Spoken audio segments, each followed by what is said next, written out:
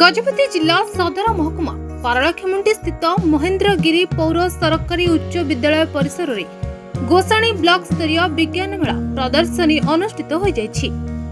एही कार्यक्रम को जिला गोष्ठी शिक्षा अधिकारी टी किशोर कुमार उद्घाटन करथिले। एथिरे गोसाणी ब्लॉक रो उच्च माध्यमिक विद्यालय प्राथमिक विद्यालय एवं हाईस्कूल छात्र छात्री माने अंशग्रहण करथिबा बेले गोसाणी ब्लॉक रो प्राय 90टी प्रकल्प प्रदर्शन करा जायछि। एही विज्ञान मेला रे कृतित्व अर्जन करिथिबा छात्र छात्री माने आगामी दिन रे जिला स्तरीय विज्ञान मेला प्रदर्शनी रे जोग देबे बोली जणा पड़छि।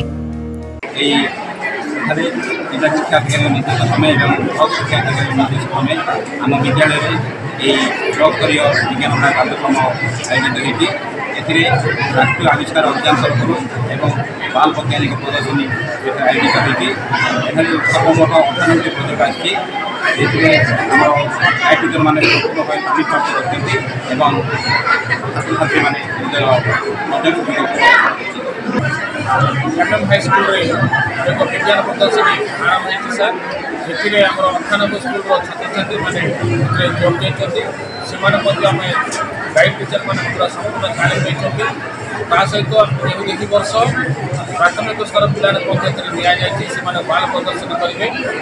बाल वैज्ञानिक मैंने समस्त को आग्रह कर विज्ञान प्रति सृष्टि कर कार्यक्रम आरंभ होती।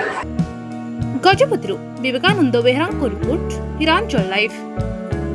तेरे एभली किसी गुरुत्वपूर्ण खबर देखा चाहती आम चैनल को लाइक सब्सक्राइब और शेयर करो।